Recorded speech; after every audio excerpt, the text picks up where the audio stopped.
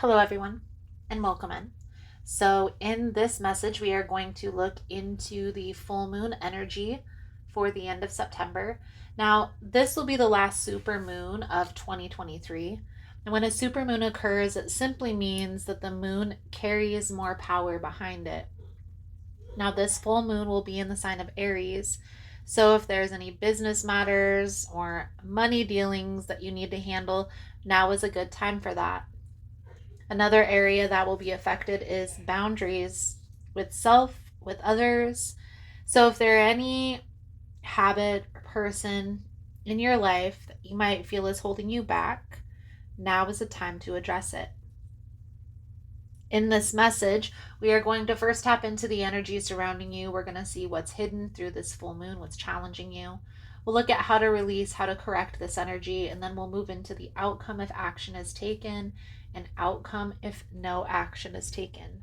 Now, don't forget, guys, we also do a cord cutting ritual on the night of the full moon. I'll try to make it as close as I can to 9 p.m. Pacific Standard Time. So you're more than welcome in joining us. So let's jump into these messages. All right, Sagittarius, let's dive in to your energy for this upcoming full moon. Most important message here for Sagittarius. Spirit, what do my Sagittarian friends need to know? What do they need to release through this upcoming energy?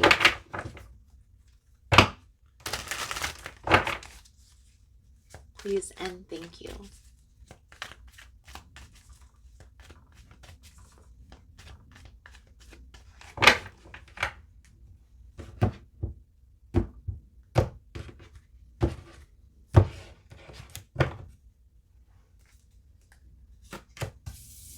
Energy surrounding you, Sagittarius, the Five of Swords. What's hidden here? The challenge, the Queen of Swords. How to release this? The Knight of Swords. The outcome.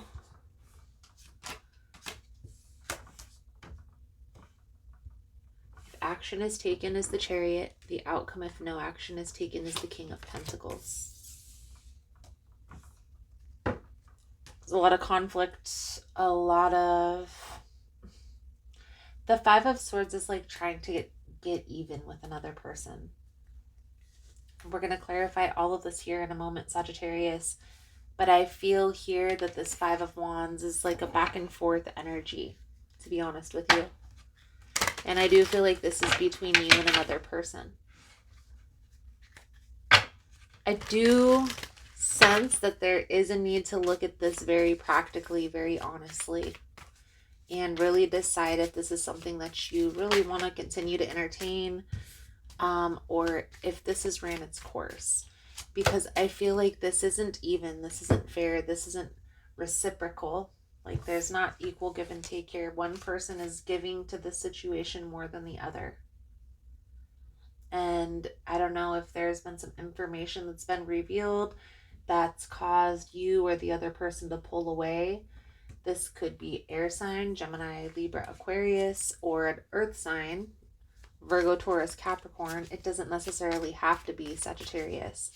But I do feel here part of the challenge is kind of where giving excuses. Does it make sense? Like making excuses for this person's bad behavior. Like wearing your rose-colored glasses for this person specifically. And I do feel like there is a lot of happiness here. The Nine of Cups is coming out twice. But I also feel here, Sagittarius, that there's been a lot of questioning. There's been a lot of back and forth, in and out, like an indecisive type of an energy. And for whatever reason, at some point, someone has to be accountable for this. Now, how do you transmute this energy, the Knight of Swords? Well, you have to make a decision, a wholehearted decision. Am I done? Am I completely and utterly done? Or am I still up in the air about this?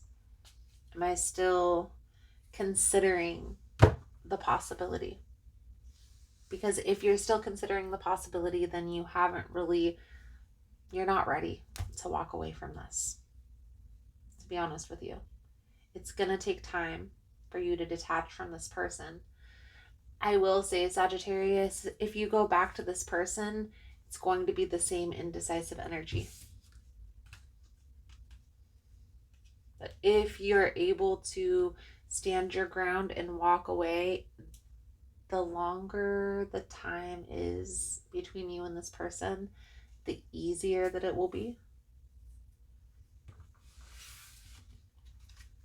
And maybe you're not ready to date and be in a relationship because of this person.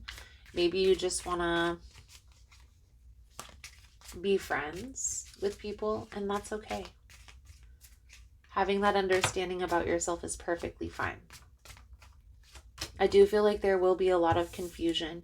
You'll be dealing with a lot of the same energy. Okay? Page of Wands in the reverse.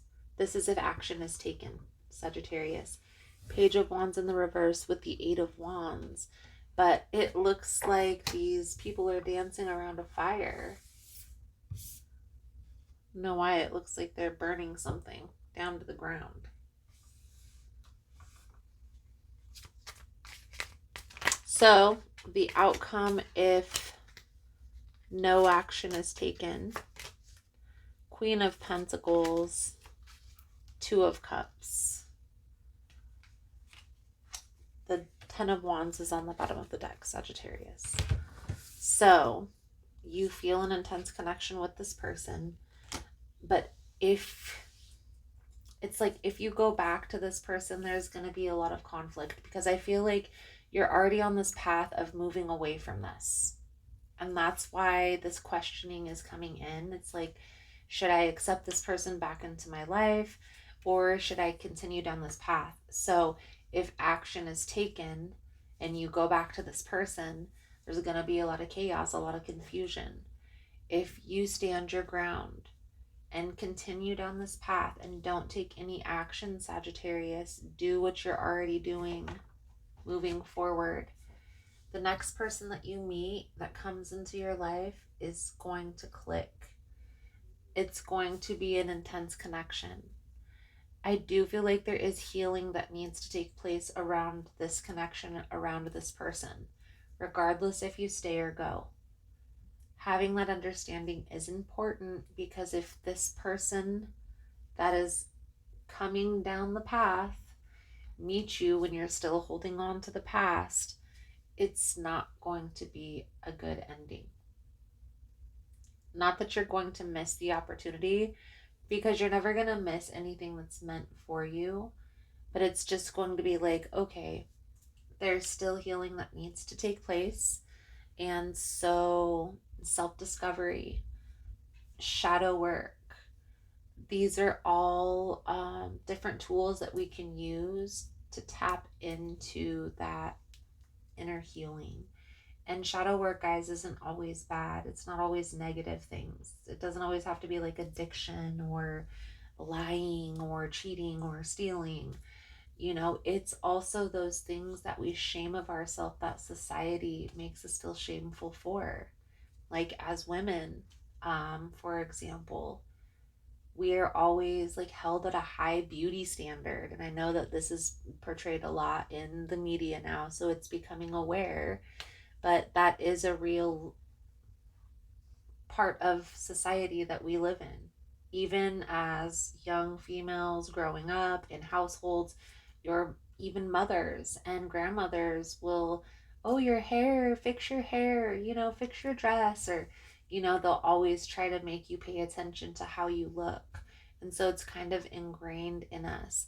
So releasing that beauty standard can also be part of shadow work. It's simply getting in touch with those parts of ourselves that we are ashamed of, not necessarily correcting or fixing that about us, but it's more about accepting that part of us and integrating it into the part that we are now. Does it make sense? Because those parts of us were meant to be there. They helped get us to where we are now. Everything happens for a reason. That's what everything happens for a reason meant.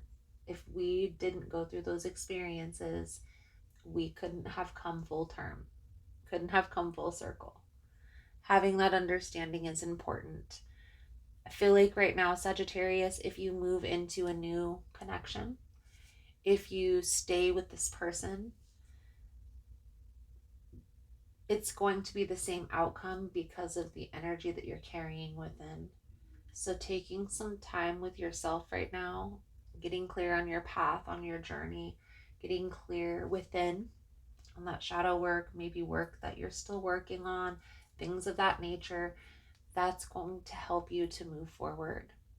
When you're doing a full moon release ritual, this full moon, I would recommend releasing your past, this past person that is no longer serving your best interest anymore, because it's like they're holding you back from beautiful things coming in.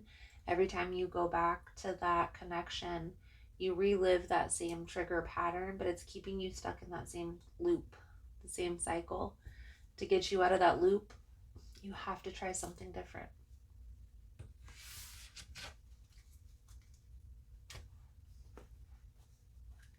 Let's pull a wisdom of the House of Night Oracle to sum up your reading. Thank you guys again for all the love and support. For information on the rituals and the ritual kits for personal readings, all the information is linked below in the description box. If you found the message is helpful, if it's resonating for you, give it a thumbs up, or you can comment below how it was helpful. So we have summoned. This is summoning in this deck. It's like giving your guides, giving angels, spirit, a plan, a direction. So yes, we have guides. Yes, spirit is on our side, but they can't just interject. We have free will. Free will is real, guys. That's where free will comes in. So if we don't ask for help, ask for guidance, ask for a sign, ask for them to intervene, they can't do anything. This card, Summon, simply directs you to ask for guidance, ask for help, to summon the spirits around you to the jobs and plans that you have for them, right? So Archangel Michael, here's an example. Archangel Michael is the archangel of protection. So when we invoke the Archangel Michael, we ask for protection. Does it make sense? It wouldn't make sense to ask Archangel Michael for help with communication because he's the archangel of protection. So by calling on the spirits, guides, whatever deity you pray to, directing those spirits or guides to where you need help in life. And that's what that card is meaning. So however that's resonating for you, Sagittarius, asking or directing is going to be key for you for this month. Guiding yourself back to your happy space, right? Being independently. The Nine of Cups is the underlying energy. So this is an energy of independently happy. It's like wish fulfillment. It's like sitting on a beach, sipping your margarita, enjoying the sun with your sunglasses on. If that's your thing. Your happy space, okay? You're getting yourself back to that. So trust the process here, Sagittarius. Everything happens for a reason. Thank you guys again for all the love and the support. And I look forward to reading your cards again soon. Namaste.